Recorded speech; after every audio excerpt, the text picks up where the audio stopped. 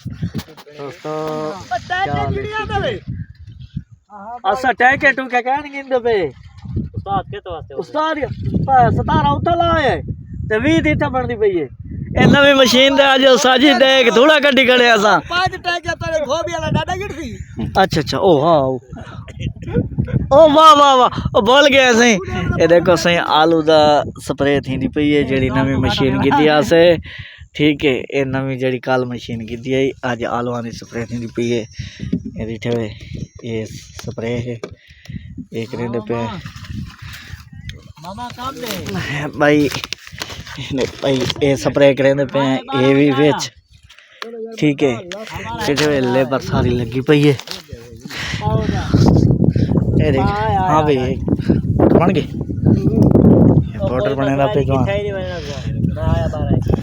इधर देखो ये जवान लगा पे आदे आंदा पिया बस आंदा पिया ये मशीन है के पई है लेबर लगी पई है ये खाद दे विच ये खाद ही वैसे कहते हैं ये खाद दे दिखाई दे दिखा ये खाद ते के ऊ खाद दो पड़ा पे ये खाद दा पानी बना रखे से यूरिया खाद ये ओ टाने दिखा देते टान केड़ा काद धावण कीते एक काद धावण कीते थाने के ये दिखे वे YouTube चैनल दे ये फुल टेंशन ना गिनो ए विच देने पे ये भी है ऊपरला पूरा दिखा नीला वो दिखा देते बाल काट गया जब मैं पे कितना एक मशीन है एक ए आलू पेन एक जेड़े आलू पेन थे हां इधर के खावे थे बोले जी ये दे पे ये सारा उस्ताद साहब खड़े थे उस्ताद की तस्वीर सही नहीं आती पे हाली जगह सेठ की में वाल ये तेल पानी पहुंच गया ए स्प्रे है हमें वे ए स्प्रे लाजमी कीती करो ए फफूंदी वाली स्प्रे है हैं फफूंदी लिखी हुई है ए फफूंदी आलू वास्ते फफूंदी वास्ते अच्छा प्याज दे भी कर सकदे वे अच्छा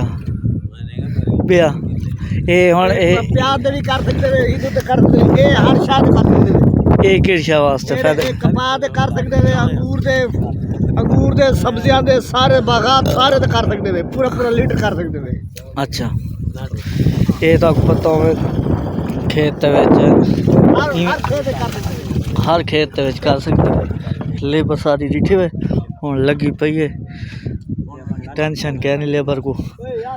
यार इवें करो पानी पाओ जल्दी करो यार दी स्प्रे थी होनी चाहिए ठीक है सर हूँ दसो सब कोई इजाजत वाल मिल सुना में भी लोग देना ते ताकू वाल जेड़ी कल मशीन की अज चला के भी ताकू दिखे सो।